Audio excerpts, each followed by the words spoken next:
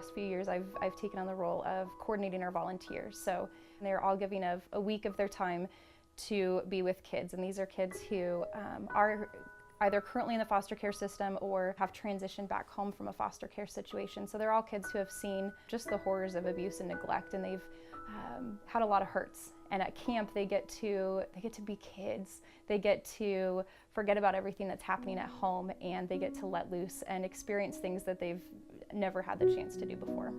My girls last summer, they loved the water, and they were just fish all summer. And it was just fun to watch them, start out kind of slow at the beginning, and by the end of the week, they had all become friends, and they were all jumping off the diving board together and just having a blast and being kids.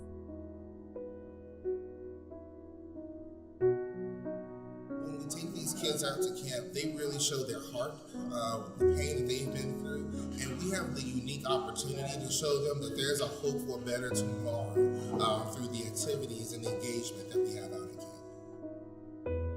When I think about camp, we think of the big things that we see, that we advertise or that we make known, which would be like the birthday party, where kids who have never had a birthday party, we have a birthday party for everyone. So on Wednesday morning, everyone wakes up and we're all saying happy birthday all day long, and they have a birthday party that evening, and we have such generous donors. There's a gal and her daughters that bake and decorate individual cakes for all kids that we have at camp. And every year we have at least one kid who has never had a birthday party, who has never had a birthday cake, who's never had birthday presents. So I think those are the big moments that really stand out. But I think for me, it's those little moments. It's the moments where you see them hear about the love of Jesus for the first time, and you get to see them really be the kid that they've wanted to be and that they haven't had the chance to be.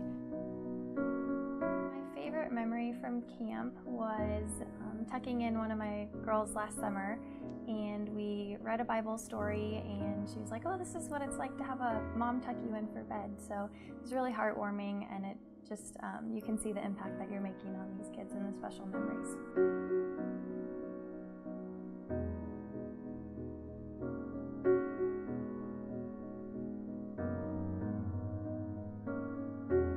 One of the things that we value greatly is maintaining the safety of the kids that we have at camp. First off, when people ask about, well, where is camp? Usually that's the first question we get. For the safety of the kids, we don't share that location. Even our volunteers, they don't really find that out until they've made it through the background checks, because we want to protect the safety of our kids, knowing that some of them are coming from some pretty unstable places. All of our staff are required to undergo training every single year.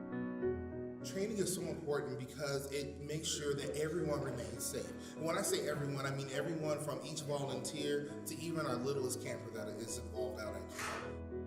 In our role as camp staff, it's equally as important that we are going into it trained to work with this vulnerable population. Our pictures, the videos, all of those things are done in a way that we capture those memories without disclosing who the children are. They get to go home with those memories, and they each go home with a photo album full of pictures, but those pictures will only have them or staff members in it. It won't have other children, because we want to maintain the safety of all of them.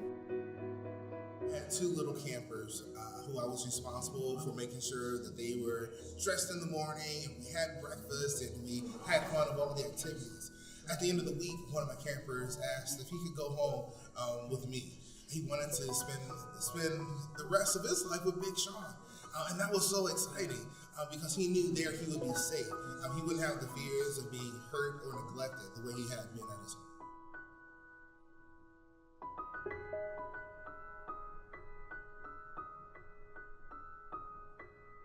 It was a Thursday afternoon at camp, and we were walking along the waterfront. All the other kids were gathered around our boat regatta, where throughout the week the kids work with their big campers to build boats out of cardboard and duct tape and black plastic. And one boy had kind of wandered off on his own, and so I slowly was wandering next to him just along the waterfront, and he was picking up rocks and he was throwing them into the water.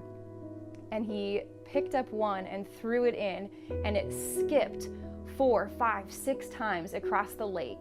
And I looked at this boy, and I saw a totally different look in his eyes. For this boy, the whole week, he he was having fun, but you could tell that the weight of the world was on his shoulders. There was constant fear and anxiety present because of the things he'd really dealt with in his life that just followed him wherever he went. And so he had a lot of anxiety throughout the week. And in that moment, as he glanced back at me to see if I'd seen that rock skip across the lake, he looked at me and I saw that look of, just a look of hope, where he realized like, oh, okay, things can happen. And it's such a simple moment, but for me it just stands out of, it's in those moments that we can give kids a glimpse of a future and a hope that is to come.